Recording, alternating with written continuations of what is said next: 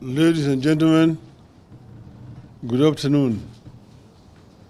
We have a statement on the issue, on the situation in Sondu market in Nyanza, and also about the Kenyan mission to Haiti. This statement is going to be read on our behalf by Honorable Eugene Wamalwa. Welcome. Thank you very much, ladies and gentlemen. Azimio demands action on Sondu violence. Azimio also opposes the Kenyan Haiti mission. Azimio la Umoja, One Kenya Coalition Party, is perturbed by the deteriorating security situation in parts of the country and the mayhem currently underway in Sondu.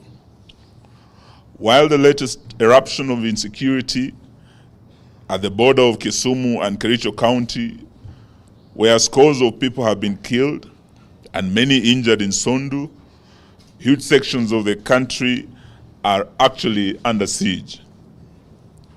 Al-Shabaab is having a field day, killing our people, including soldiers in Lamu and in far-flung areas like Wajir and Mandera.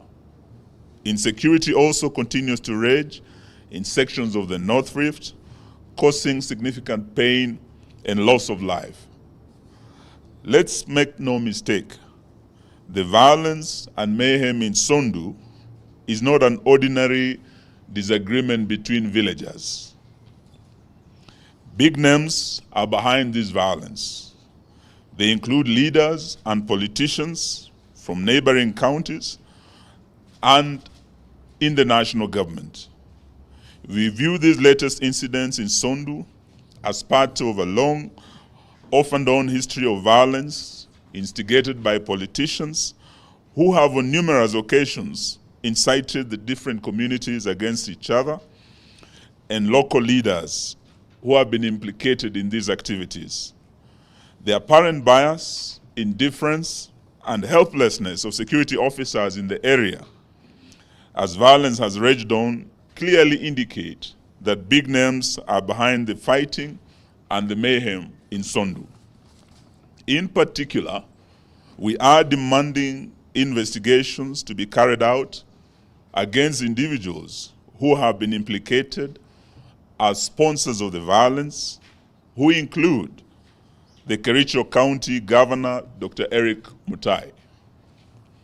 These leaders must abandon the expansionist tendency through which they are seeking to extend the boundary of Kericho County with a view of claiming Sondu town.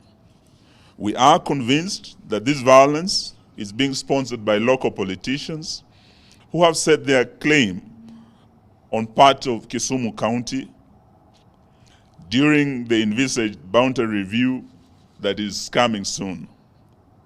We strongly condemn the senseless murders prevailing in Sondu. We are also concerned over the mistrust that this violence is breeding between residents that is now taking a political dimension.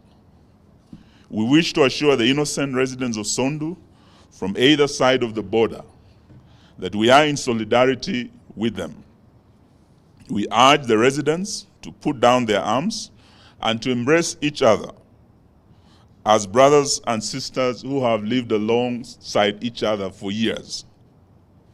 We are also appealing to the residents to resist and reject those inciting them to acts of violence and lawlessness that brings no value to the actors and the victims. We are calling on the government to immediately bring the violence to an end and to provide round-the-clock security to the residents of this area. The people behind this violence and mayhem must be identified, arrested, and made to account for their actions. We are concerned over the negative impact of this violence on livelihoods and economic activities in the area. Consequently, we are asking the government to provide support to the families that have been affected by this violence. Such support should include footing the medical bills for those who have sought treatment and helping with burials of those who have lost their dear ones. Beyond Sondu, we are concerned over the increase in terrorist activities in parts of the coast, particularly Lamu, in northeastern. Just about 2 weeks ago, several KDF soldiers aboard a Kenya Air Force chopper died in a crash within the terror-prone Boni Forest in Lamu.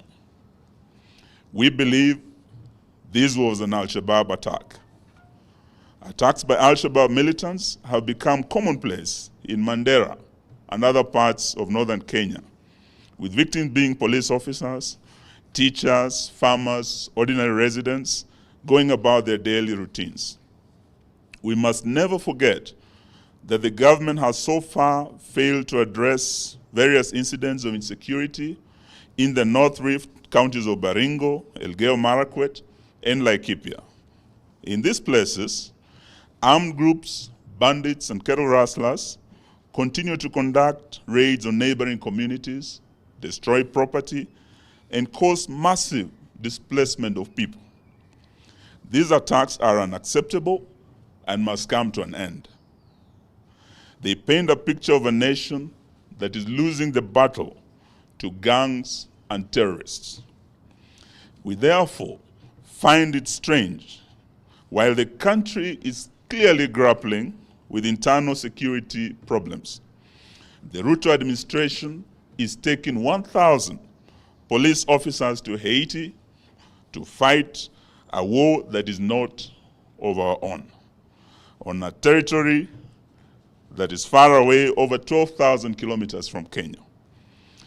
We cannot send 1,000 of our young men and women in uniform in harm's way over 12,000 kilometers away without the people of Kenya, through their elected representatives in parliament, having a say as to whether this is in our national strategic security interest or it's motivated by other interests. In this regard, we call upon Parliament to immediately summon the CS of Interior, now that his defense counterpart appeared before the Senate yesterday, and he actually ducked this question. He passed the buck to his Interior counterpart. We want him to explain to Parliament, and by extension the nation, the following issues.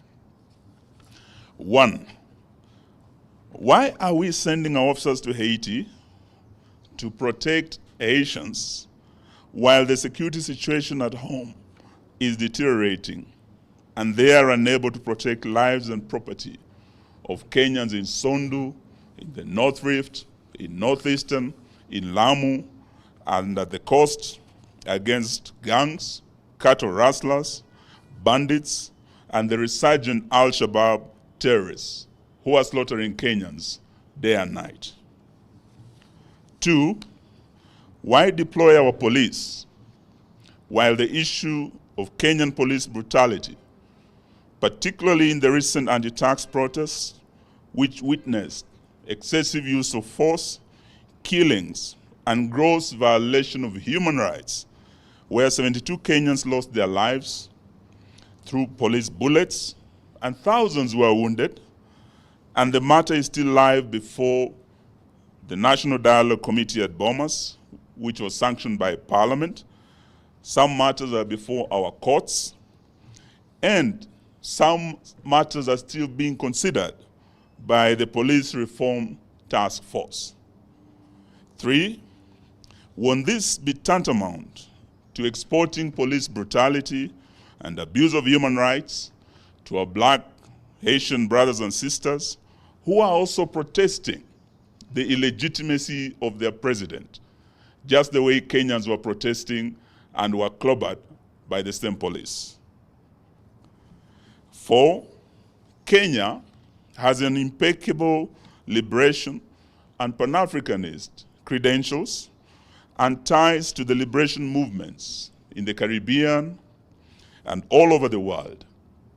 Wouldn't sending our officers to Haiti not at the request of our black Haitian brothers and sisters, but at the request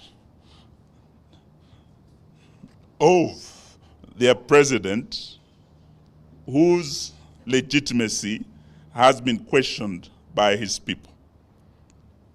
Would in sending officers to Haiti taint our Pan-Africanist ties to the Caribbean? Whose heroes, some of them when you walk on the streets of Nairobi, we have our roads named after them. Garvey, Du Bois, Makonnen, Padmore. All these were Caribbean leaders who, with our founding fathers, through the liberation movement, had ties. And now we are going to fight other people's wars. 5, are our police, most of whom can't speak French or Creole, which is the local language there, well prepared to undertake this high-risk mission in a completely different terrain? Are they properly prepared to go on this mission? Or is Ruto ready to sacrifice the innocent blood of Kenyans for American dollars or for international recognition? These are questions Kenyans are asking. We are therefore urging that Ruto must stabilize and secure Kenya first before thinking of sending our security people to what clearly looks like a mission impossible in a faraway country with whom we didn't have diplomatic ties until recently. We call on Parliament to demand oversight on this matter with a view of protecting the young men and women in uniform who are about to be taken to Haiti for a war that is not ours, and at a time when we need them back home to take care of their fellow Kenyans. As a country, we are actually under-policed. As you know, the recommended UN ratio, citizen to police ratio, is 1 to 400. In Kenya, we don't have enough police officers. Our ratio is 1 to over 1,000. We have immediate neighbors to Haiti, like America, that has a surplus. We don't even have enough. So these are some of the issues we want the people's representatives to summon the CS and on behalf of the people of Kenya to question the Haiti deal. Thank you, ladies and gentlemen. I have some questions. Yes. Yes, we can take some questions. Deployment of security forces outside our borders may require the Parliament approval. Is it your position that your members in Parliament will be opposing this when it comes before the House?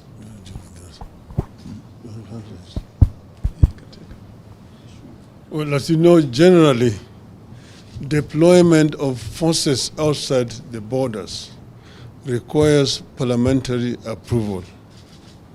As you know, when I was the Prime Minister and we took a decision, the Cabinet, to send our forces to Somalia, I took a motion to Parliament and it was approved, debated and approved by Parliament.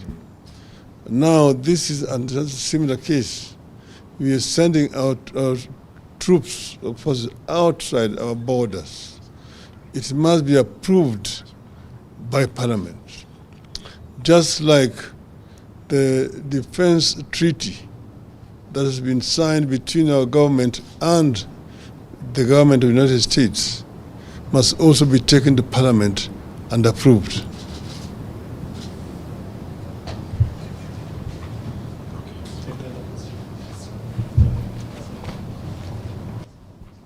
Thank you so much, Seth Olale, Citizen TV.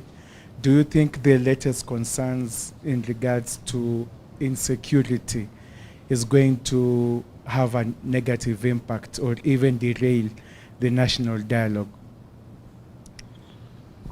Well, the insecurity in the country is a matter of great national concern to everybody. We cannot just sit and watch as innocent Kenyans are being butchered in their homes. You've seen what is happening there in Sondu. Houses being torched, people being burnt inside their homes. This is something that is horrible. And you have not yet even seen a statement coming from the government. What we are doing here, we are demanding that the government should come clear and make a statement. And even a minister in charge of internal security would have gone to the scene to go and see what is happening. The fact that they are all silent and business as usual tells you that there's something that they know that other Kenyans don't know. This is something that cannot be tolerated. The talks, of course, as you know, have now reached another stage where they are going to now be debating the material that they have before them. So we don't want those talks to be affected by what is happening. But what we are doing is we are calling the government to action. The government is asleep when Kenya is burning, and this is not right. I think we are done.